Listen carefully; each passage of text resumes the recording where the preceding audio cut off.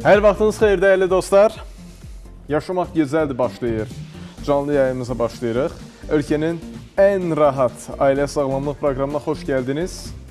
Biz bugün çox dəyərli bir qonağımızla, dəyərli mütəxəssis Vüsal Məmmədovla müzakirə aparacağıq.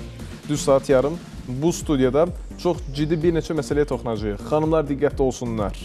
Səbəbi nə deyəcəyik? Hər kəsi salamlayırıq, sizə uğurlu gün arzu edirik. Xüsusilə də bugün xanımlarımız diqqətli olsun, sizi maraqlandıran mövzuya toxunacağıq. Adətən xanımların gözəl görünmə həmişə arzusu olur və həmişə gözəl görünməyə çalışırlar. Bir xanım sağlam olmasa heç zaman gözəl görünə bilməz. Bu mütləq yadınızda qalsın. Xanımın sağlamlığı, gözəlliyi onun sağlamlığından gəlir. Bu mütləqdir, əziz xanımlar. Həmişə biz öyrəşmişik ev qayğıları, övladlarımızın qayğıları ya da ailəsi olmayan xanımlar ancaq karyerasına belə deyək, diqqətini yönləndirir. Amma can sağlığı ikinci planda qalır və bir zaman ayılanda da bizim üçün gec olur. Baxırıq ki, can sağlığımız sözün əsl mənasında əldən gedibmiş. Ona görə vaxtında can sağlığının qeydinə qalmaq lazımdır. Bu hər kəsə aiddir, hər birimizə aiddir. Və doktorumuz da bugün dəyərli məsləhətlərini verəcək. Xüsusilə də xanımları maraqlandıran mövzuları işıqlandıracağıq və xanımları narahat edən mövzuların əməliyyata ehtiyacı olarsa, qadın xəstəliklərində əməliyyata ehtiyacı olarsa, burada laparoskopiyanın önəmindən danışacağıq. Niyə bugün cərrahlar məhz laparoskopiyanı, yəni qapalı əməliyyatların aparılmasını üstün tuturlar? Bu suallara cavab verəcəyik. Qadın problemləri ilə bağlı istənilən suala cavab verəcək dəyərli dostumuz Vüsal Məmmədov. Buyursun studiyaya. Cərrah ginekoloq, laparoskopist Vüsal Məmmədov 12 illik iş təcrübəsinə malikdir. Azərbaycan Tibb Universitetinin müalicə işi fakültəsini bitirib. Rusiyanın diplomdan sonraki tibb akademiyasında kliniki ordinatura keçib. Sankt-Peterburq Elmi Tədqiqat Onkologiya İnstitutunda onkoginekologiya üzrə aspirantura təhsili alıb. Ginekoloji xəstəliklərin, sonsuzluğun müalicəsi, ginekoloji əməliyyatlar, təbii, ağrısız doğuşların idarə olunması, həmçinin qeysəriyyə əməliyyatları üzrə ixtisaslaşıb.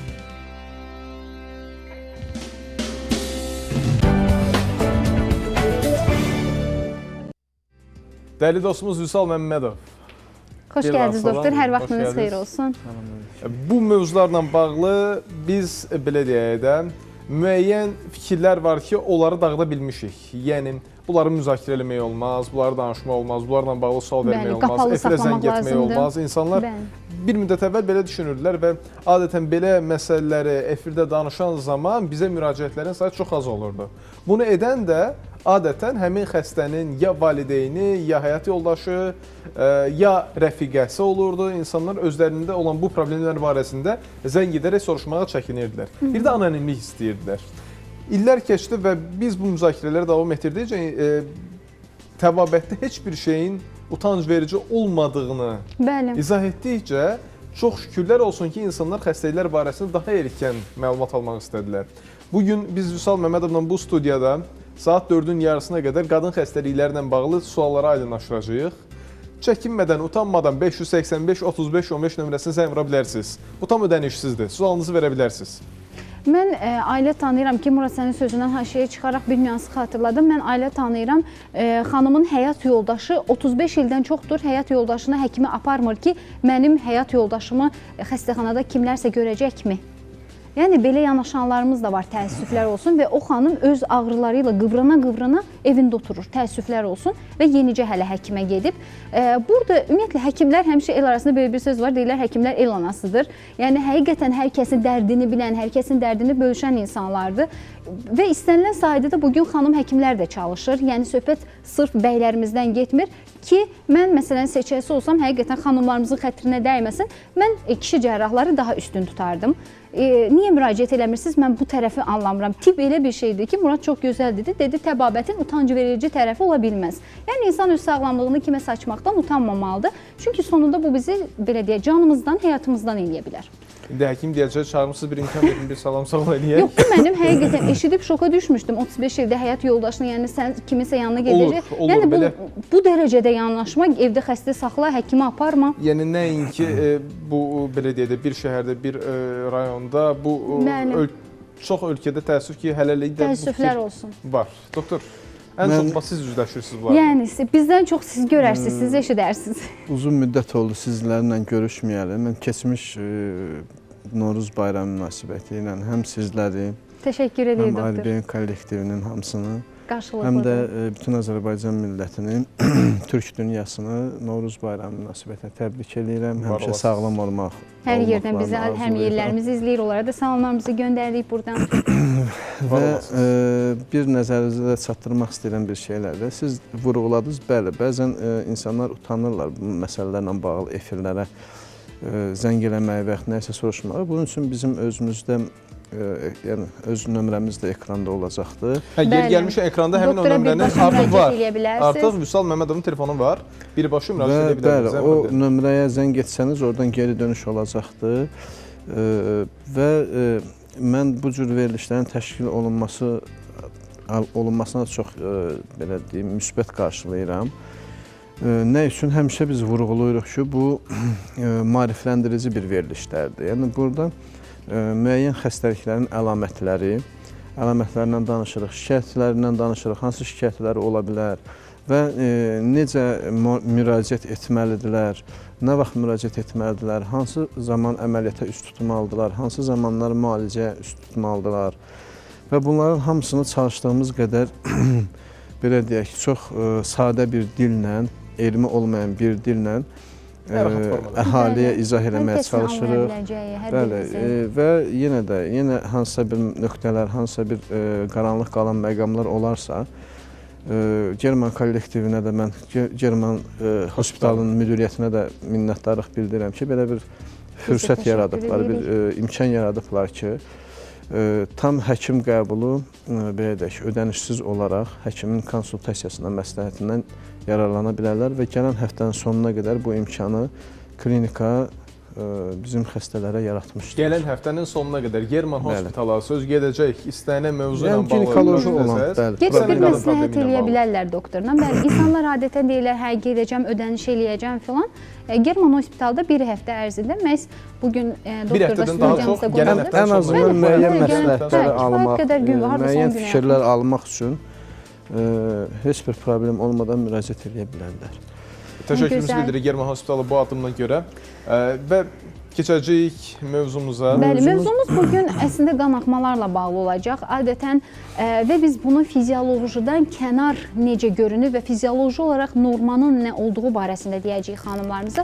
Doktorumuz bunun qayda-qanunu deyəcək və nə zaman xanımlar narahat olmalıdır qanaxmalarla bağlı və nə dərəcədə bu bizim belə deyək qorxulu xəstəliklərimizdən xəbər verə bilər. Bunları da deyəcəyik sizə.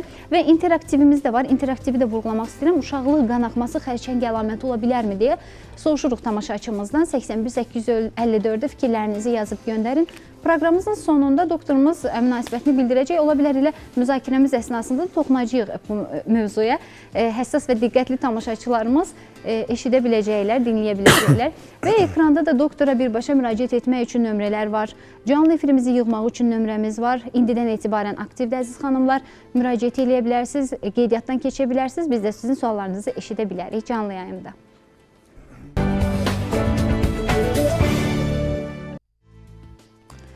Biz davam edirik. Xüsusilə də xanım izləyicilərimiz diqqətli olsun və suallarınız olarsa buyura bilərsiniz. Reklamlardan öncə biz belə deyək, fizioloji olaraq qanaxmaların qaydalarından danışacaqdıq. Doktor lövhəmizdə qeyd edib 3-7 gün 80 milli və 21-35 gün. Bu normaldır, period eləmi? qeyd edib. Bunlara hansı normaldır, hansı normal deyil, öz deyəcək ətraflı. Olaraq, yəni qanaxmalar nədir?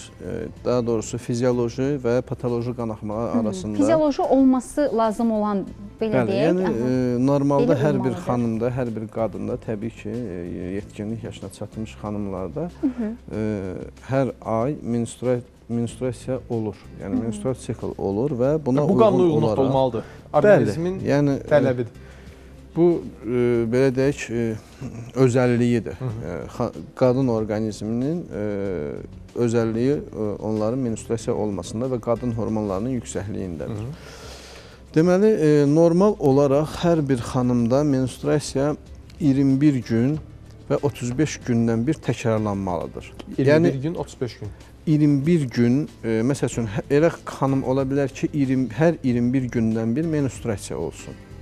Elə xanım ola bilər 22 gündən bir, elə xanım ola bilər 35 gündən bir. Bunlar normal sayılır. Amma 35 günə qədər bir gün 21, bir dəfə 21, bir dəfə 35, bir dəfə 25 olursa bu normal deyil. Regulyar olaraq hər, məsəl üçün, normalda hər xanım əksər olaraq 28 gündən bir hər xanımda menstrual sikl olur. Bu neçə yaşdan başlayaraq mütləq Bu olmalıdır? demək olar ki, 11 yaşdan, 12 yaşdan artıq başlayır. Onun öncədən başlamasında da problem yarana bilər. Bir qədər ləng başlaması da sonradan müxtəlif hormonal problemlərin olmasından xəbər verə bilər. Normal olaraq 11, 12, 13 yaşlarında artıq qız uşaqlarında yəni menstruasiya olmalıdır və dediyimiz kimi periodik olaraq hər ay bu hal baş verməlidir və davam etmə müddəti menstrual qanaxmanın davam etmə müddəti 3 gündən 7 günə qədər olmalıdır. 3 gündən 7 günə Bəli. qədər. Deməli, mən nəyi vurğulamaq istəyirdim? Bir də itirilən qanın miqdarı 80 ml-dən çox olmamalıdır. Doktor, bunu xanımlar necə bilə bilər? Məsələn, siz bunu konkret ölçü ilə deyirsiniz, amma bunu necə bilərlər? Mən konkret olaraq indi deyəcəm sizə. Deməli, normal olaraq ola bilsin ki, xanımlarda əgər qanaxma varsa, məsəl üçün, bir ayda 2 dəfə, bəzən xanımlar səhv salırlar. Menstruasiyanın bir ayda 2 dəfə olması ola bilsin ki, məsəl üçün, xanım ayın məsəl üçün, birində olubdur və periodik olaraq 21-də təkrarlanır, hər 21 gündən bir təkrarlanır deyə. Yəni, burada 21 gün bitirsə problem deyil. 22-si təkrar menstruasiya olacaq. Bu, bir ayda 2 dəfə düşür, amma normal olaraq düşür. Aydındır. Bir də var ki, məsəl üçün, ayın birində başlayıb, birində olub və 15-ində yenidən təkrar olunur. Artıq bu normal deyil. 18-də məsəl üçün təkrar olunubsa, bu artıq qanaxma sayılır. Və eyni zamanda davam etmə periodu təbii ki, qanaxma olanda nə olacaq? Çox olacaq. Normalda dediyimiz kimi 3 günlə, indi hər bir xanımda, yəni dediyimiz kimi özünə məxsusdur. Yəni 3, 4 gün, 5 gün olur. Və yaxud maksimal 7 gün ola bilər. 7 gündən çox olursa, gün olaraq 8, 9, 10, 15 gün, hətta bir aya qədər davam edən qanaxmalar olur. Təbii ki, bu artıq patologiya sayılır. Və miqdar olaraq 80 ml qanaxma olmalıdır, qan itirmə olmalıdır.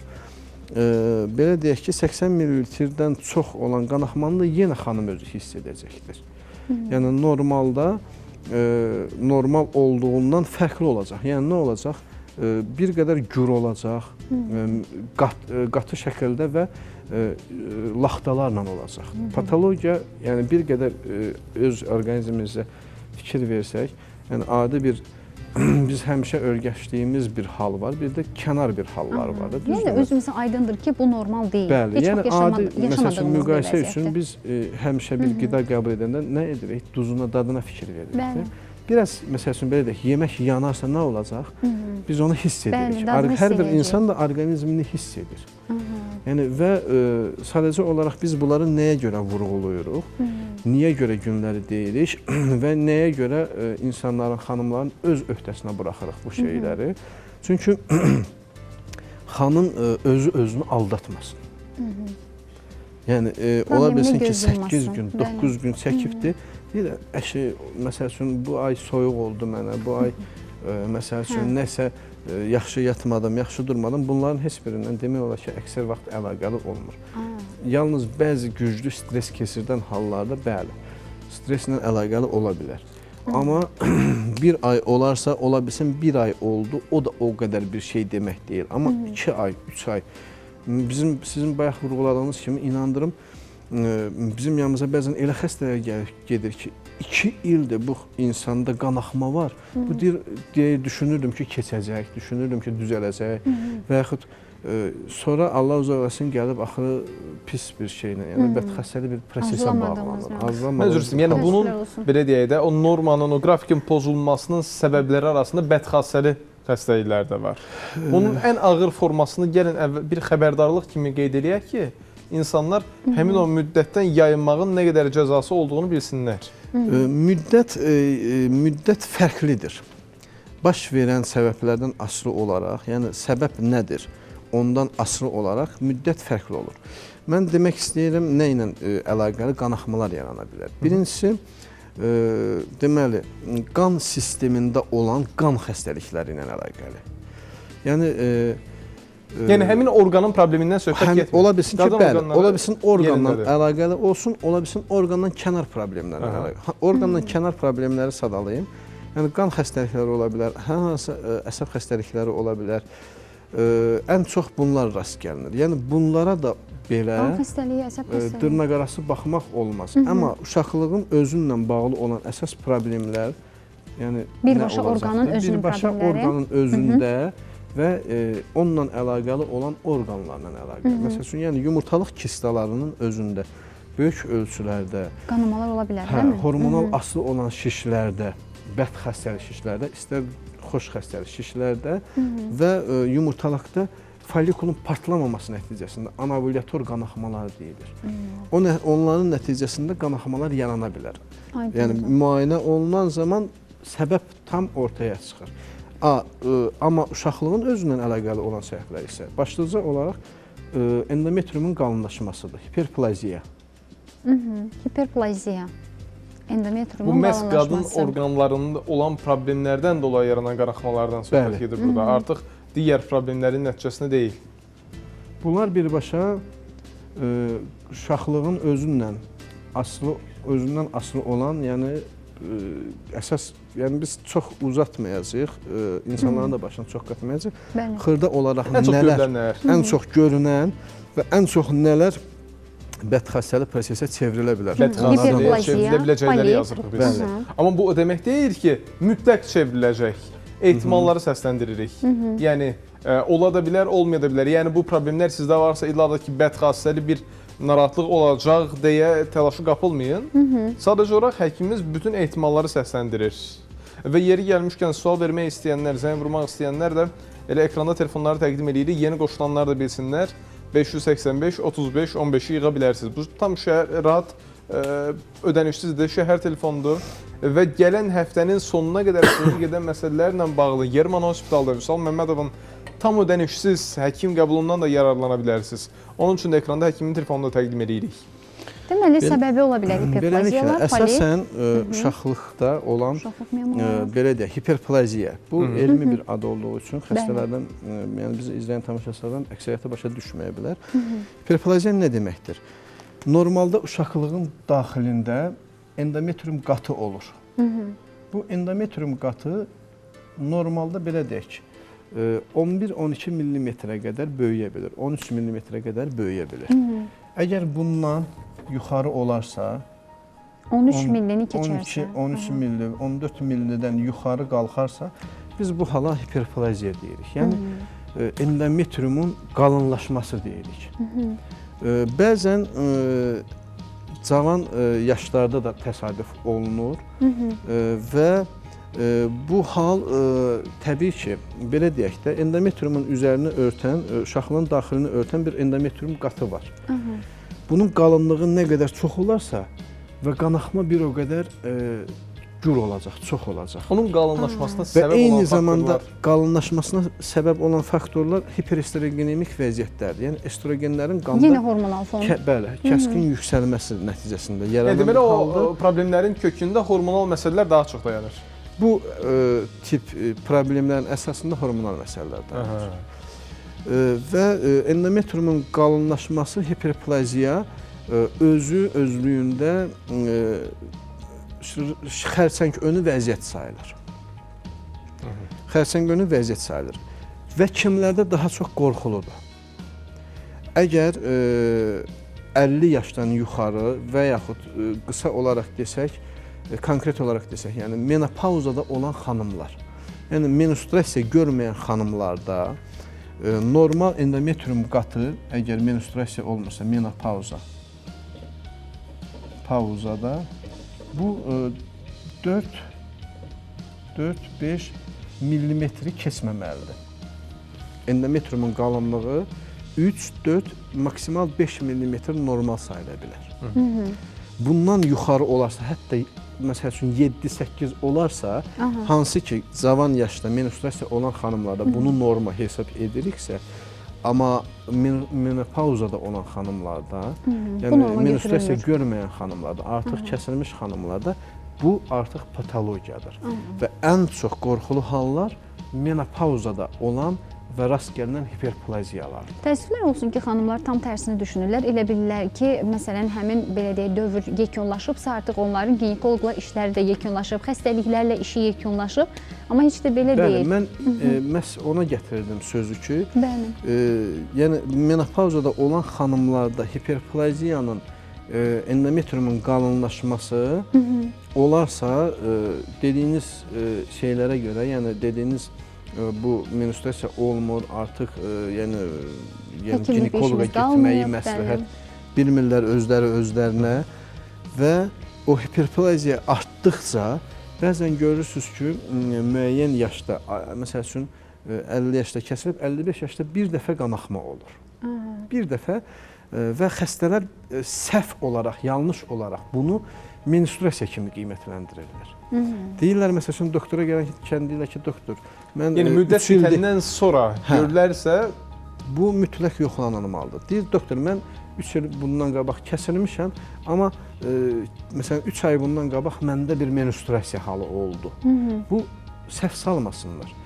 Əgər xanım artıq klimaksa giribsə, yəni menopauza dövründədirsə, bu təkrar menstruasiya ola bilməz. Olursa, bu artıq patologiyadır. Yəni, hansısa bir problemin əlamətidir artıq. Bu hansısa bir problemdir və hansısa bir xəstəliyin əlamətidir. Bayaq dediyiniz hala mən istəyirdim diqqət yetirdim. Deməli, bayaq dediniz ki, bədxəstəli şişlərin yaranması. Bədxəstəli şişlər ümumiyyətlə birdən-birə yaranmır. Bir neçə müddət keçir və bir neçə müddət ərzində müəyyən etaplar keçə-keçə yaranır.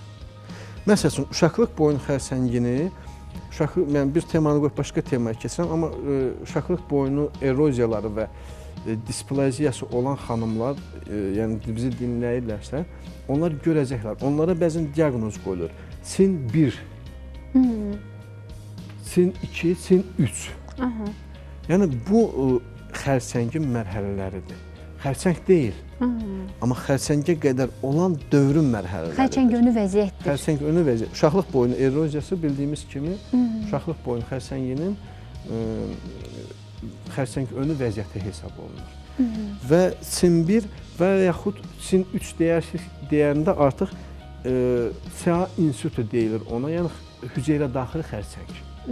Bir hüceyrənin içində tapılır. Hələ kənara yayılmıyor. Və sonra nə olur? Birinci stadiya, ikinci stadiya, 3 və 4. Neçə stadiya saydıq? 7 stadiya saydıq. Aydındır. Yəni, birdən-birə xərçəngin yaranması və pis çıxmasının, xərçəngdən tələf olma, ölmə birdən-birə baş vermir. Mərhələləri baş verir. Gəlin belə, mən üzr istəyirəm. Bu mərhələlər və ümumiyyətlə daha ətraflı informasiyanı biz təqdim edəcəyik, danışacağıq, müzakirə edəcəyik. İndi reklam fasiləsi olacaq. Reklama ayrılırıq, reklamın ardınca Vüsal doktora suallarımızı verəcəyik. O ərəfdə zəng vuranlar da var. Özürlə hesab eləyin ki, biz bütün zəngləri də efirə qoşa bilmirik, çünki burada çox ciddi məsələləri açıqlayır həkimimiz. Qısa reklam fasiləsinə ayrılaq, qayıdıb canlı yayımıza davam edəcəyik.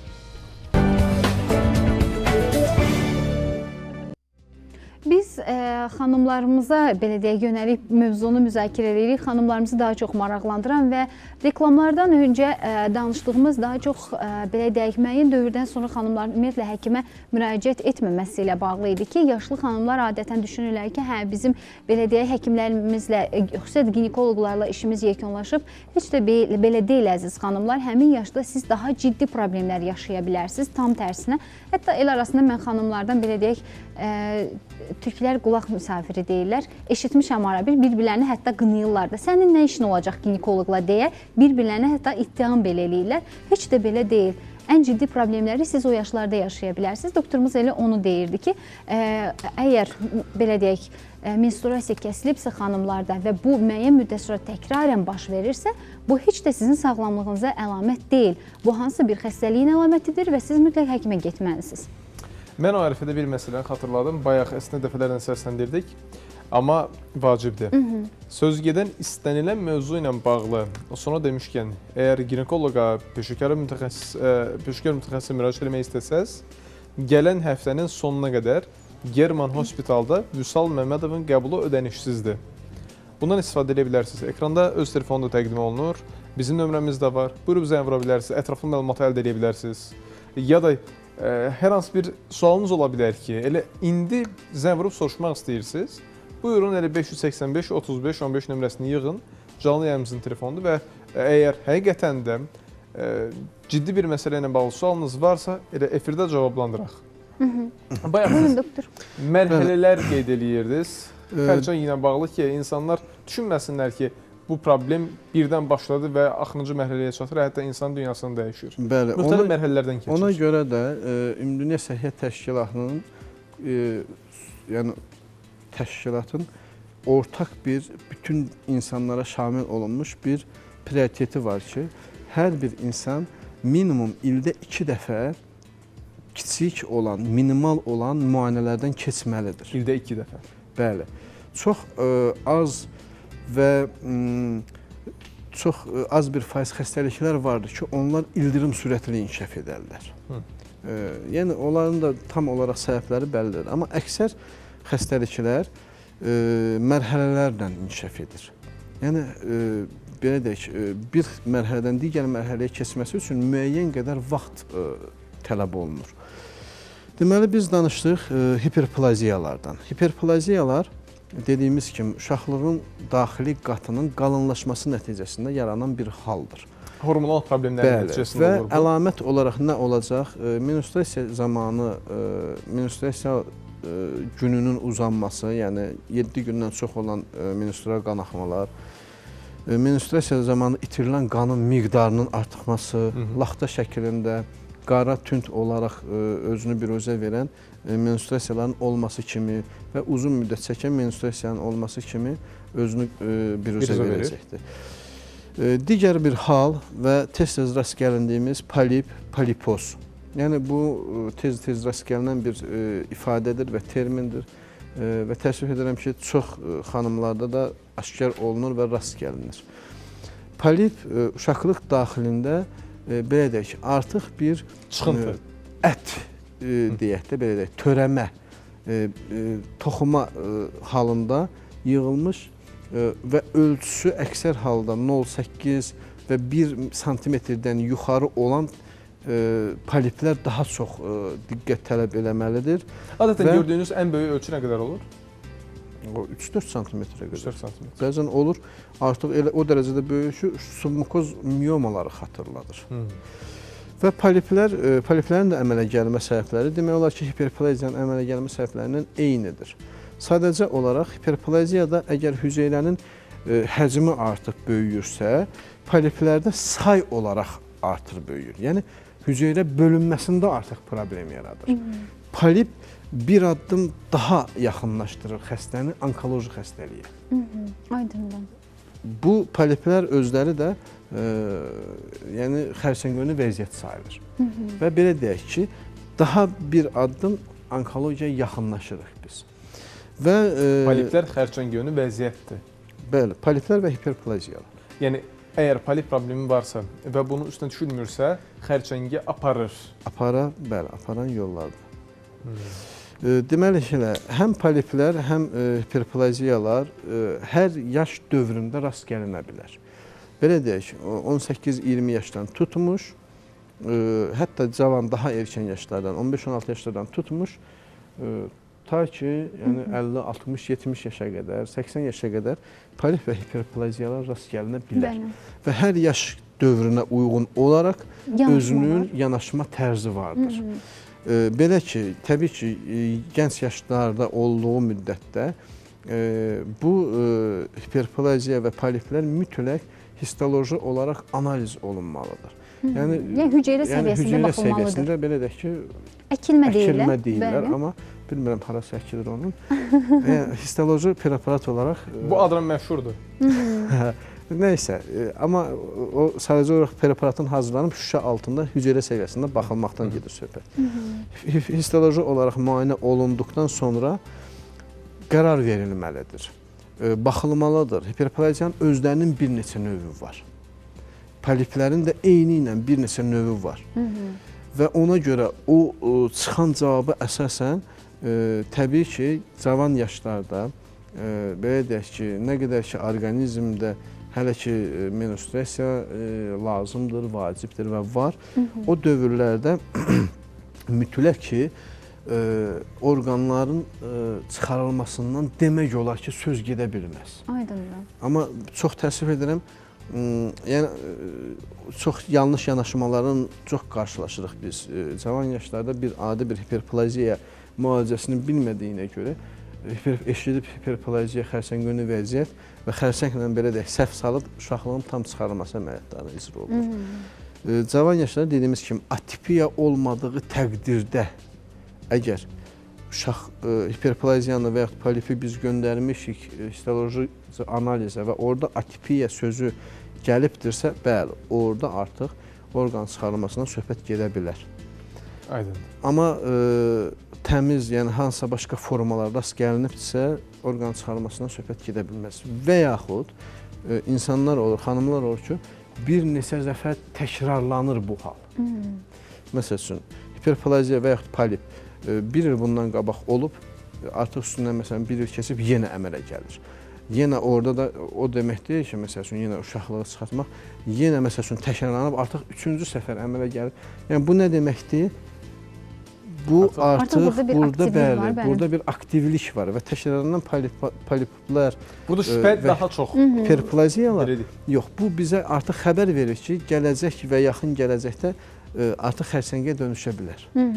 Yaxşı, əgər həmin mərhələdə siz xəstəni müayinə edirsiniz və müalicəyə başlayırsınızsa, müdaxilə edirsinizsə, onu xərsəngdən qorumaq mümkündürmü, yoxsa illa ki, hansısa bir yaşda, hansısa bir dövrdə? Bunların əsasında, poliplərin və hiperplaziyanın əsasında estrogenlərin səviyyəsinin yüksəlməsi durur. Və digər hormonlarda da yüksəliş görsənə bilər və yaxud azalma görsənə bilər. Ona görə polip və ya hiperplaziya çıxdısa, bu o demək deyil ki, bundan qurtardıq biz. Bəli. Bunu yaradan səbəbi axtarıb araşdırmalıyıq və yenidən əmələ gəlməsinin qarşısını almalıyıq. Bəs biz niyə histologiyaya göndəririk o cavabı? Cavab gəldikdən sonra biz təxmin edirik ki, nəyi müalicə edəcəyik biz. Müalicə verilmədən bəzən polipi hiperplaziyanı götürürlər, deyirlər, hə, sağ olun, getdiniz. Cavabı da alırlar, pis çıxmasını, yəni sənət olaraq verirlər əlinə ki, götürün, bu da sizin cavab, yox, bizim başqa bir təyinatımız yoxdur, yanlış yanaşmadır. Əksinə, orada müəyyən müalicələr getməlidir ki, təkrarlanmasın və yaxud hətta təkrarlanacaqsa, bizdə məqsəd nədən ibarətdir? Orqanı qorumaqdan. Orqan, yəni, ta ki, öz funksiyasını, öz işini bitirənə qədər bizə lazımdır. Düzdür, ondan sonra da lazımdır. Amma ən azından menstruasiya hələ ki olan xanımlarda maksimal dərəcədə orqan qorunmalıdır və ona qarşı tədbirlər görülməlidir. Doktor, çox üzr istəyirəm. Belə deyək, Türkiyə Respublikasından olan bir qrup mütəxəssislə söhbət əsnasında çox maraqlı bir nüansın üstü açıldı. Əslində heç tibbdən danışmırdıq. İnsanlar son dövrlər təbii vasitələrə çox üz tuturlar və xanımlarımız arıqlamaq üçün müxtəlif vasitələrdən istifadə edirlər. Burada konkret yönəlik nə çayın adını çəkməyəcəm, nə həmin məhsulların adını çəkməyəcəm. Doktorlar vurğuladı ki, artıq Türkiyədə qadağan olmağa başlayıb həmin çaylar və həmin məhsullar sırf arıqlamağa yönəlik istifadə olunan. Çünki dedi, onlar qadın hormonlarını lazımsız səviyyədə artıra bilirlər.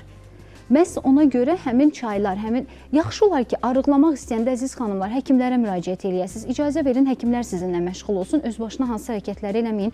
Siz indi tez-tez dönüb estrogenlərin, progesteronların üzərinə gəlirsiniz. Məhz həmin məhsullar estrogenləri artırır orqanizmdə. Ona görə də həkim məsləhəti olmadan heç nə eləməyin. Siz arıqlayacaqsınız, nəticə etibarilə gəlib belə ciddi xəstəlikləri tapacaqsınız. Məsələn, hiperplaziyada dönə-dönə dediniz o sözü, estrogenlərin fonunda yaranır bu problem. Yəni, orqanizmin tarazlığının pozulmasının süni formada edilməsindən söhbət gedir. Yəni, öz başına eləməyin onları. Belə deyək də, müəyyən bütün dərman preparatları ümumiyyətlə müxtəlif təcrübələrdən keçdikdən sonra insanlar üzərindən və ya digər canlılar üzərində müəyyən bir mərhələ keçirlər və onların yaxın gələcəkdə törədə biləcəkləri fəsadlar araşdırıldıqdan sonra... Və xüsusilə otlar filan, doktor, yaxşı bilirsiniz, çoxu təsdiqini tapmayıb, hələ elm araşdırmayıb onun müəyyən tərəflərini. Yəni, onların təsirini yaxın gələcəkdə hansı fəsadlar verə bilər, onlar araşdırılmamışdan belə deyək, xalqa, insanlara tətbiq olunmur. Bəli. Lakin sizin dediyiniz tipdə olan əksər preparatların Əslində preparatlar deməyək, otlardır, hər yerdə satılır. Yəni məsələn dedi Türkiyədə artıq yığışdırılır o açıq satışdan yığışdırılır ki, insanlar onu kütləvi alıb istifadə edə bilməsinlər. Çünki dedi artıq elmi olaraq təsdiqlənib ki, hormonları, estrogenləri lazımsız səviyyədə qaldırdığına görə və hətta ətrafımızda olan bir neçə xanım vardı, dedilər, biz də içirdik onlardan. Doktor qəti qadağan elədi. Dedi, nə badə içəsiz onları, olmaz onları içmək. Xüsusən də hər gün xanımlar onu istifadə edirlər. Düzdür, çox yaxşı təsir eləyir arıqlamaq üçün, amma nəticə etibarilə sizin hormonlarınızın balansını pozur. Buyurun doktor, davam eləyək. Beləliklə, dediyimiz kimi hər bir yaşda və poliplərin də dediyimiz kimi hər bir yaşda rast gəlinə bilər. Doktor, yaxşı üzr istəyirəm. Deyək ki, orqanizmdə artıq siz polipi gördünüz. Müəyyən ölçüdədir, müəyyən saydadır, nə qədərdirsə müəyyən elədiniz və deyirsiniz ki, onlar xərçəngönü vəziyyətdir.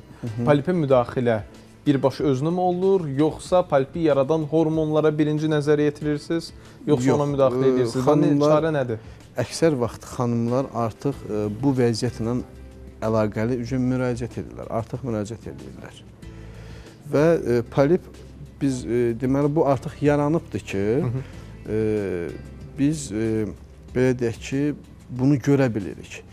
Və artıq yaranmışdırsa, polipin orada saxlanılması, uzun müddət qalması orqanizm üçün yəni bir belə deyək ki, bir növ təhlükədir. Bir bomba saxlayırıq biz orada. İlk növbədə ona görə hiperplaziyası və polipi olan xanımların demək olar 80%-də qanaxma olur.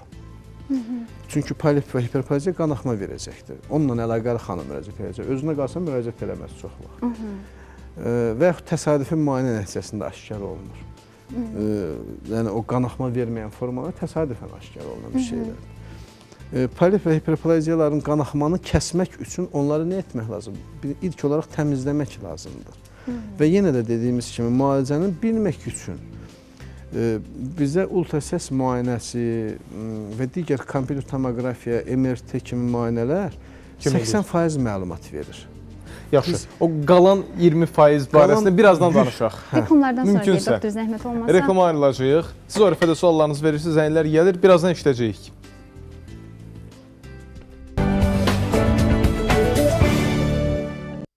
Qayıtıq studiyaya. Bugün qonağımız Vüsal Məmmədov. Xanımlar, diqqətli olun. Suallarınız gəlir, zənglər gəlir, birazdan səsləndirəcəyik. Amma mən bir məsələni bir daha qeyd etmək istəyirəm. İstənilən ginekoloji məsələ ilə bağlı, problemlə bağlı, narahatlıqla bağlı, bayaqdan əlamətlərini sadalayır həkimimiz.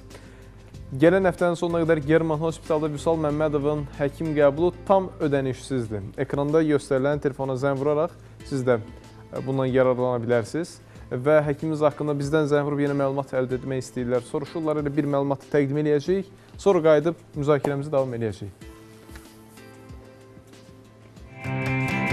Cərrah-ginekoloq, laparoskopist Vüsal Məmmədov 12 illik iş təcrübəsinə malikdir. Azərbaycan Tibb Universitetinin müalicə işi fakültəsini bitirib. Rusiyanın diplomdan sonraki tibb akademiyasında kliniki ordinatura keçib. Sankt-Peterburq Elmi Tədqiqat Onkologiya İnstitutunda onkoginekologiya üzrə aspirantura təhsili alıb. Ginekoloji xəstəliklərin, sonsuzluğun müalicəsi, ginekoloji əməliyyatlar, təbii, ağrısız doğuşların idarə olunması, həmçinin qeysəriyyə əməliyyatları üzrə ixtisaslaşıb.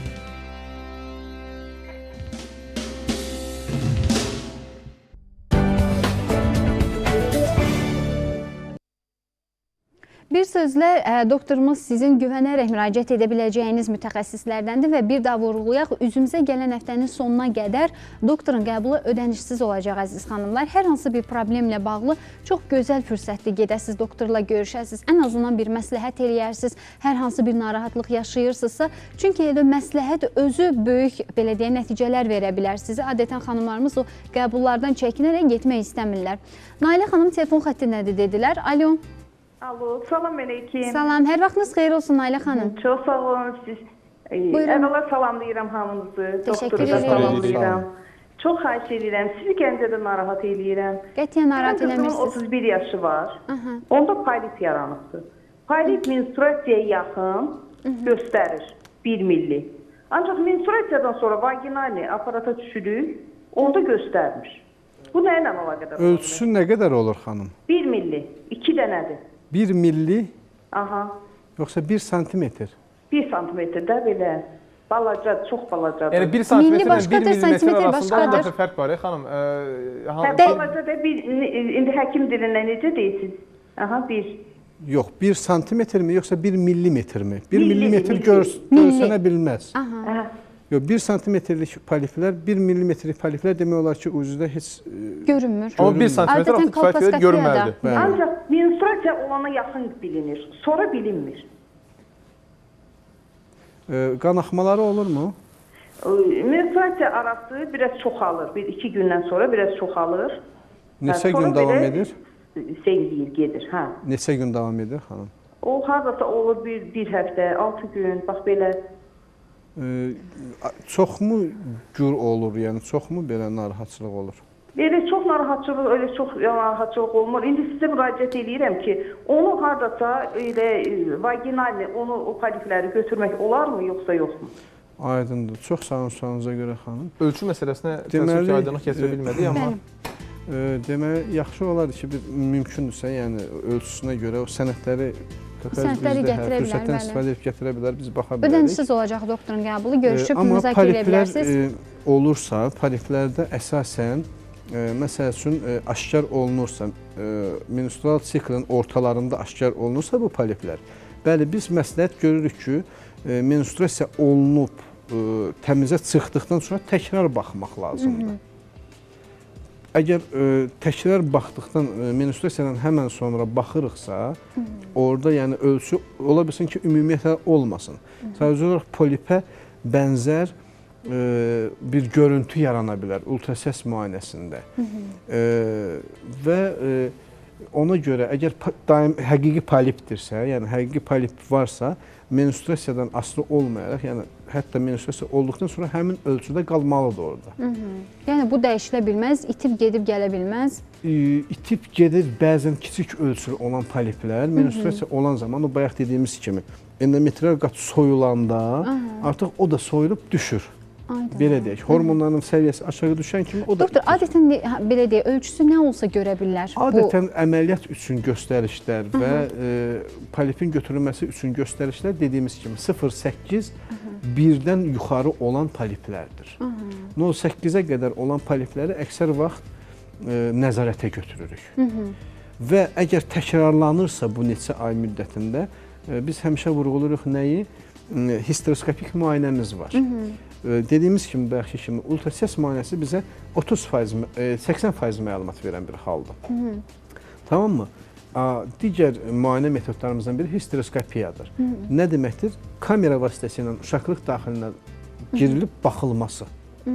Və eyni zamanda bizim imkanımız var ki, o video diskə mi yazaq, ya bir video görüntüsünü yazaq. Görüntüləri qeyd edib, baxaq. Bəli, eyni zamanda bayaq dediyimiz kimi, əgər orada bir şübhəli narahatçılıq görürüksə, biz hərdən oradan biopsiya götürürük.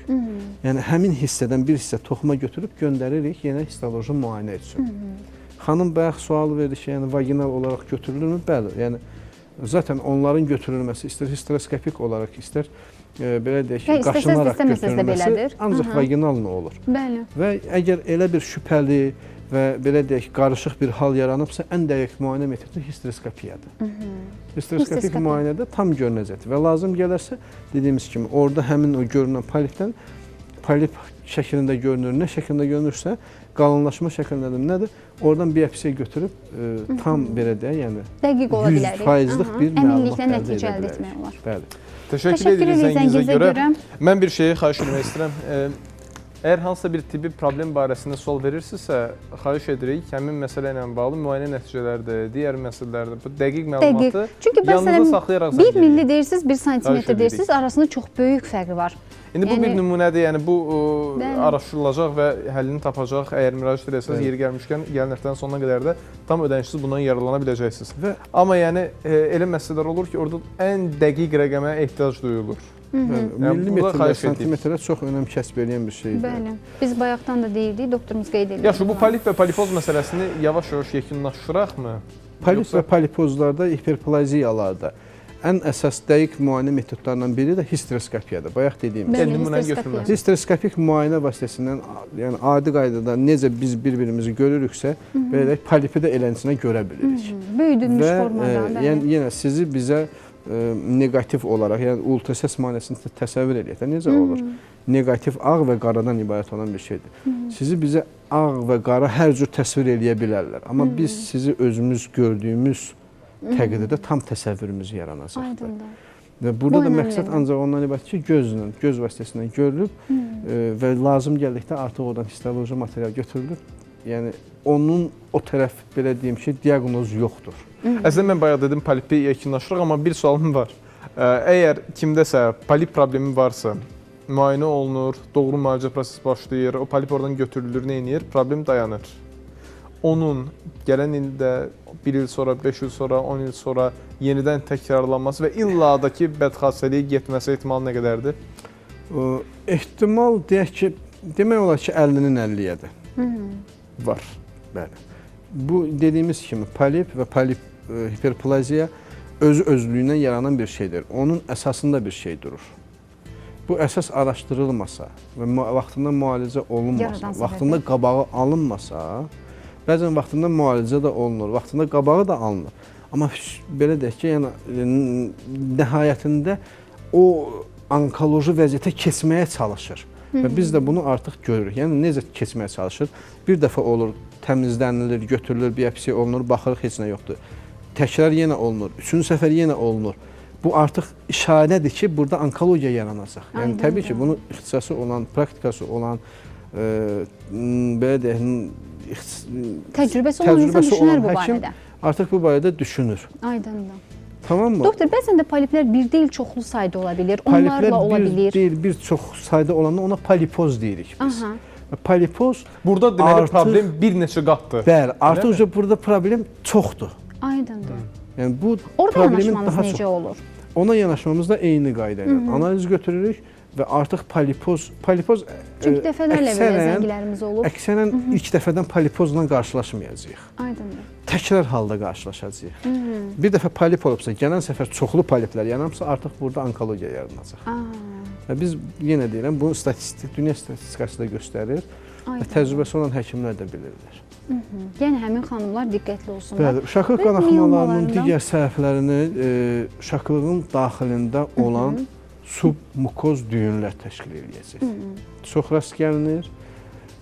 Təbii ki, hiperplaziya poliplərdən sonra demək olar ki, pəşdə 3-cü yerdə dayanır. Onları yaradan səbəblər nədir? Miyomalar. Yəni o barədə də biraz ətraflı məlumat verəcəyik. Uşaqlıq miyomaları Əslində dəfələrlə danışmışıq, burada müzakirəmiz olur, amma suallar gəlir və insanlara yenə də biz bu məlumatın təmin etməliyik. Miyomalar polip və hiperplaziyalardan fərqli olaraq sevindirici bir şey deyək ki, yəni bədləşmə və yaxud bəd xəstəli olma ehtimalı olmayan bir şişlərdir. Və bildiyimiz kimi uşaqlıq miyomaların bir neçə növləri var və yerləşmələrinə görə bir neçə yerləşmə formaları var. Hal-hazırda yerləşmə formalarından biz danışırıq submukoz formalardan. Hansılar ki, çox ağrılı, menopause zamanı çox şiddətli ağrıların olması və güclü qanaxmalar verən əsas səbəblərdən biri də uşaqlığın daxilində submukoz, bəzən olur doğulmuş deyirik, doğulmuş submukoz düyünlərdir. Uşaqlıq boyundan xaric olunur. Burada artıq ölçülər 1 sm, 2 sm olur. Demək olar ki, ölçü fərq daşımır. Yəni xırda 1 sm-dən başlamış, da böyük santimetrləri, böyük ölçüləri çəkmənin adı yoxdur. Submukoz yerləşmiş düyün varsa qanaxma olacaq. Bir mənalı olaraq. Ola bilər ki, müəyyən kompensasiya dövrü olsun, verməsin qanaxma, amma ən əvvəl-axır yəni verilməlidir, mümkün deyil. Doktor, belə deyək, bir dəfəlik aradan qaldırma üsulu varmı? Yəni bir dəfəlik aradan qaldırılırmı bu problem? Miyomalar təbii ki, biz miyomalardan dəfələrlə danışmışıq. Ələxüsusda cavan yaşlı xanımlarda miyomektomiya, yəni konservativ miyomektomiya, orqanı saxlamaqla ancaq düyünün aradan çıxarılması bizə problemi verən nədir? Uşaqlığın daxilində olan submukoz düyünü nə etməliyik? Düyünü götürməliyik. Başqa problemimiz varmı? Yox, əgər yanaşı hiperplaziya, polip rast gəlinərsə, burada bəli orqanın o da bütöv yox, hansısa bir səviyyədə çıxarılmasına söhbət gedə bilər. Əgər yaş bizə imkan verirsə, yəni cavan yaş deyilsə, 30, 35 və ya xanım məsəl üçün ailə qurmayıb və ya ailə qurub, lakin hamiləlik istəyir, yenidən məsəl üçün ya övlad sahibidirmi, ya yenidən övlad sahibi də olmaq istəyirmi, bunların hamısı nəzərə alınmalıdır. Miyomalar geniş mövzudur, indi bir qədər sonra danışacağıq. Bəli, biz bir efirimizi sərf eləmişdik ona hətta, bir neçə dəfə danışmışıq. Birazdan yenə qısa olaraq məlumat verəcəyik. Bugünkü müzakirə mövzumuz, yəni həmin o qanaxmaları gətirib çıxaran digər səbəblərdir. Var. Birazdan reklam ayrılır, reklamın ardınca bir 15 dəqiqə təxminən vaxtımız olacaq o digər səbəblər barəsində. Miyomaların digər formaları da ola bilsin. Məsələn, ola bilsin subseroz yerləşmiş düyünlər yox, amma intramural, yəni əzələ daxilində yerləşmiş düyünlərin bəzən ölçüləri həddən artıq böyüyə bilər və endometriumun qatını genişləndirə bilər, sahəsini genişləndirə bilər və o yolla qanaxma verə bilər. Submukoz yerləşməyə bilər. Sadəcə olaraq uşaqlığın həcmini belə deyək, böyüdə bilər və ona görə bizdən də, yəni menstruasiya zamanı xanımda axan qanaxmanın miqdarı artacaqdır. Bunlar özü-özlüyündə belə deyək, miyoma oldu, bir qorxulu bir hal deyil. Miyomanın nəticəsində qanaxma var, bu özü də qorxulu bir hal deyil. Deyə bilərdik. Miyomaların bizə əsas verdiyi fəsad nədir? Miyoma özü heç bir fəsad vermir. Sadəcə olaraq ya qonşu orqanların funksiyasını pozacaq, ya ən axırda nəticə etibarı nə olacaq? Anemiya yaradacaq, qan azlığı yaradacaqdır. Düyün özü-özlüyündə bir problem yaratmır, amma səbəb verir ki, qanaxmalar olsun və qanaxma nəticəsində anemiya yaranacaq, qan azlığı yaranacaq. Və davam edən qanaxmalar təbii ki, insanın həm ümumi vəziyyətinə təsir göstərir, həm sağlamlığına. Adətən onların üzündən bəlli olur vəziyyətləri, çünki çox avazımış, ürək döyünmə çox olur, halsız vəziyyətləri olur. Halsız, yol gedə bilmirlər, hərəkət edə bilmirlər, göz qabağına qaraltılar gəlir, bu cür hallar olur. Digər yumurtalı uşaqlıq qanaxmalarına verilən səbəblərdən biri kistalar. Yəni belə eləyək. Yumurta aktivovlar. O kistalar və ümumiyyətlə o digər son məsələlər barəsində birazdan daha ətraflı danışaq. İndi reklam fasiləsinin vaxtıdır. Həmin ərəfədə efirə zəng vuranlar var. Biz belə deyək, bütün müzakirəni bölərək suallara cavablandıra bilmirik.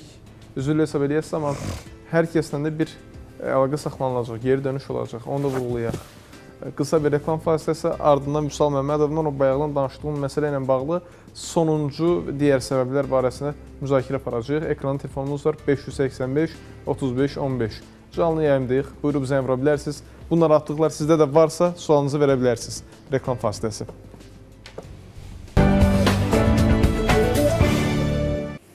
Biz davam edirik. Əziz xanımlarımız, son 15 dəqiqəmizi sizin qarşınızdayıq və doktora suallarınız yaranarsa yenə sizə eşitməyə hazırıq. Canlı efirimizin nömrəsi aktivdir və birbaşa doktora müraciət etmək istəyən tamaşaçılarımız üçün deyək ki, üzümüzə gələn həftənin sonuna qədər German Hospitalda doktorun qəbul ödənişsiz olacaq. Rahatlıqla gedə bilərsiniz və indiyə qədər keçdiyiniz hər hansı müalicələr, tibbi sənədlər varsa doktora rahatlıqla müraciət edin və müzakirə edin. Ən azından doktor belə deyək, bunların nə dərəcədə sizə faydalı olub-olmadığını ya da niyə indi problem yaşadığınızı sizə desin. Biz kistalarda qaldıq. Xanımlarda qanaxmaya səbəb ola bilən 4-cü səbəb olaraq vurğulamışıq bugün. Ən çox görülənləri müzakirə edilir. Əsas da yəni qadın orqanları ilə bağlı səbəblərdən danışırıq. Və yumurtalı kistalarının bəzən dediyimiz kimi, verilişin əvvəlində də vurğuladıq, yəni follikulyar kistalar yaranır. Yəni follikul partlamır və nəticə etibarı olaraq ovulyasiya getmir. Və anovulyator qanaxmalar deyirik biz bunlara.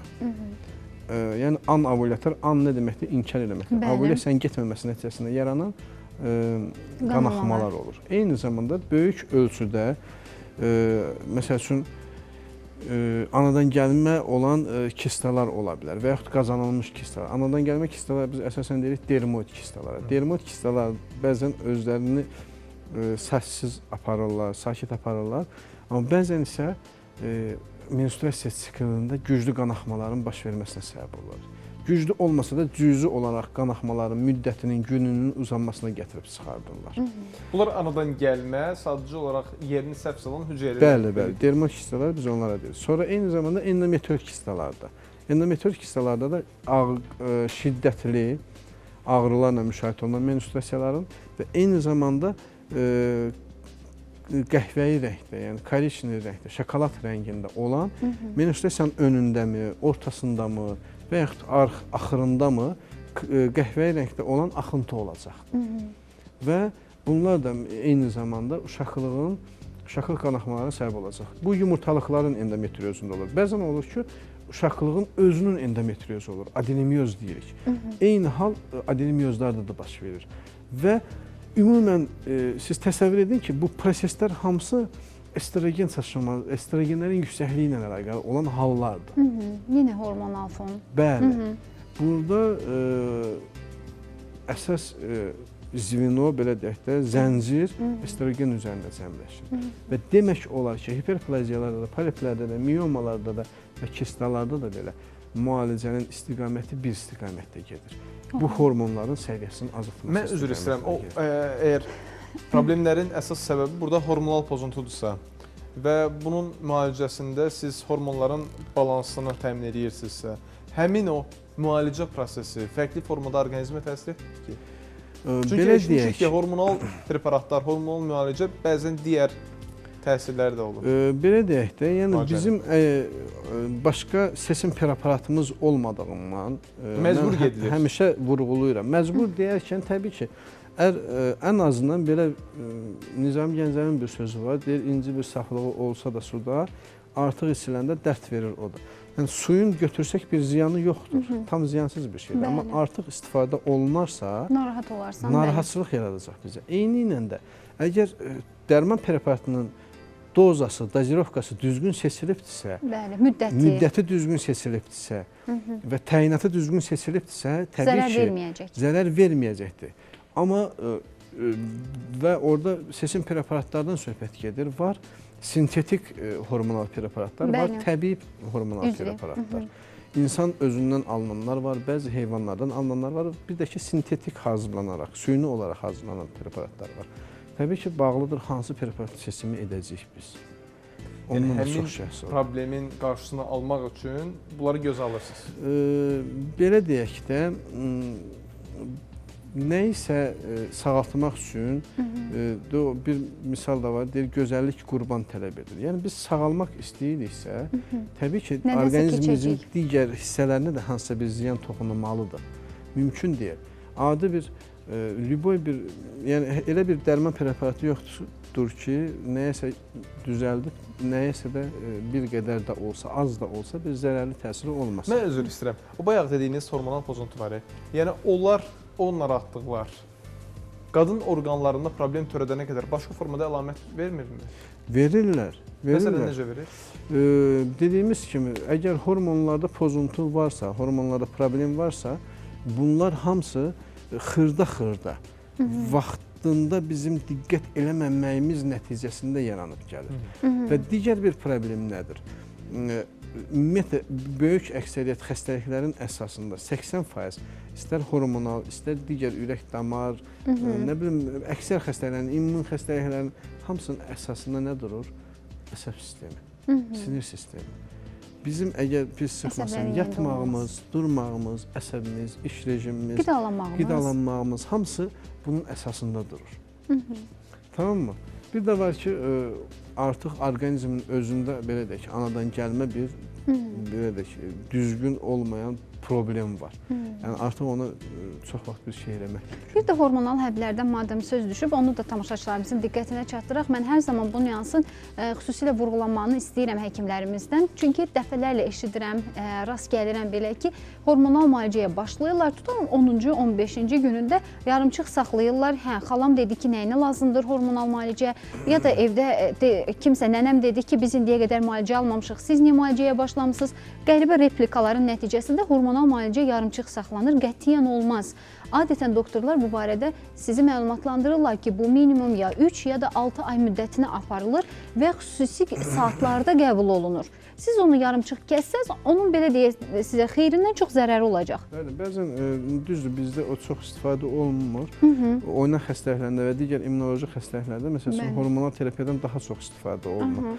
Və hormonal terapiyanın siz deyən kimi asta-asta dozanı qaldırıb, asta-asta kəsmək lazımdır. Əgər onu birbaşa kəsərsənizsə, deməli problem yaranacaqdır və əksərən məsəl üçün ən əsas bu kimi halların yaranmasına səbəb nə olacaq? Mən dediyim kimi əsəb, stres və s. və ilaxır və eyni zamanda lazımsız, lüzumsuz abortlar.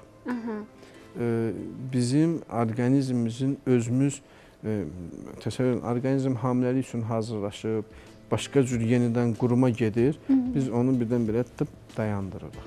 Yaxşı olar ki, ya əvvəlcədən qorunulsun hamiləlik və yaxud məsəl üçün yəni hansısa bir formada o abortların qarşısı alınmalıdır.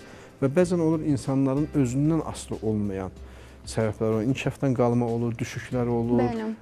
Yəni sonra bətn daxilində uşağın inkişafının dayanması olur.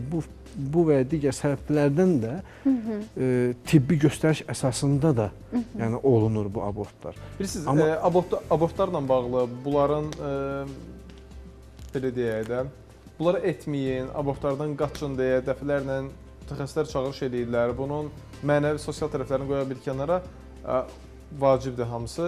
Bir də tibbi tərəfini insanlara desək, nə edirsə öz orqanizmi üçün. Tibbi tərəfini insanlara desək, bəlkə bundan biraz çəkinərlər. Doktor, çox maraqlıdır. Bəzən elə xanımlar olur ki, tutan 1-2 dəfə abort keçibsə ciddi bir problem yaşayır, amma mən xanımlar tanıyıram ki, 15 dəfə abort keçiblər. Yəni, onların orqanizminə bir ziyan olmurmu? Orqanizmə təbii ki, dediyimiz kimi ziyanı var. Onlar zaten gələcək həm də o ziyan artıq bayaqki nisbətən 15 dəfə daha çoxdur. Bəli, həmin o xanım 2 dəfə məsəl üçün abort olan xanıma nisbətdə onun problemi daha ciddi olacaqdır.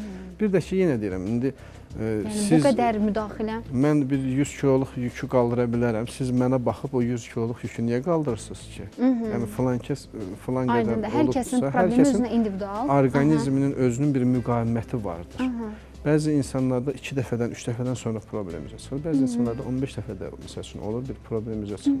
İnsan var, bir dəfə qrip olur, böyük bir aksillajniya yaranır. İnsan var, heç 15 dəfə qrip olur, heç də, yəni 15 dəfə, hər ayın bu başda, o başda qrip olur, bir problemi olmur. Doktor, bayaq bizim bir sualımız var idi. Olaraq. Bunu interaktivdə təqdim elədik. Dedik ki, bayaqdan danışdığımız o qanaxma deyilən bir problem, xərçəng əlaməti ola bilər. Verilişi diqqətlə izləyən insanlar artıq bunun cavabını eşitdilər. Danışdıq. Bəli, biz buna toxunduq söhbətimiz əsasında. Faizlər 36%dir, bəli, 47%dir, xeyr, 43%dir, xeyr, 21%dir ki, biz bilmirik. İstəkimiz vuruladı dəfələrlə, onun səbəblərini müzakirə eləyəndə xərçəngə gətirib çıxaran narahatlıqları dedi. Bəli, qanaxma, uşaqlıqda olan qanaxmaları ilk növbədə xərçəngi düşünməliyik. İlk növbədə. Birinci xərçəngdən ehtiyat etməliyik. Yəni, söhbət normadan, kənarlardan gedir. Bəzən deməli, müayinə metodlarına gəldikdə biz sadədən mürəkkəbə doğru gedirik. Məsəl üçün, xəstə yanımıza gələndə ilk dəfə nə edirik? Bir əllə müayinə edirik. Əl müayinəsindən sonra nə edirik? Məsələn, ultrasəs müayinəsinə göndəririk. Sonra orada da bir şey çıxmırsa, məsələn, kompüter tomoqrafiya. Orada da bir şey çıxmırsa, MRT, yəni maqnit rezonans. Orada bir şey göstərmirsə, PT müayinə var. Məsəl üçün, ona göndəririk. Orada da bir şey çıxmırsa, məsəl üçün, nə təklif edirik? Əməliyyat təklif edib, o elə müayinə edirik. Amma xəstəliklərdə əksinə düşünmək lazımdır.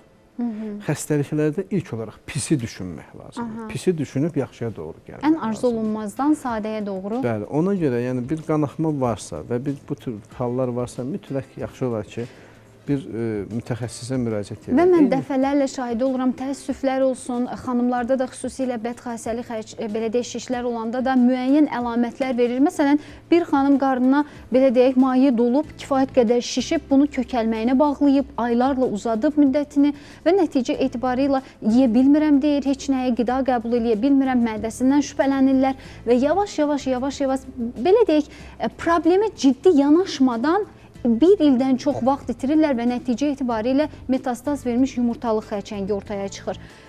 Təəssüf olsun, niyəsə biz əlamətlərə çox, belə deyək, səthi yanaşırıq, çox bəsit yanaşırıq. Biz əlamətlərə səthi yanaşırıq, biz özümüzə səthi yanaşırıq. Razıyam.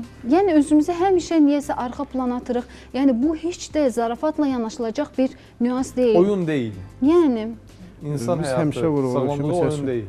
Yumurtalıq xərçəngi və yumurtalıqda olan proseslər ümumiyyətlə çox vaxt lal keçir, sakit keçir. Nə zaman bizi narahat edir? Artıq kritik vəziyyətdə olanda bizi narahat edir. Ona görə də mən ağrımıram, məndə heç bir narahatçılıq yoxdur. Məsəl üçün, heç bir narahatçılığım yoxdur deyə mən müayinə olunmuram.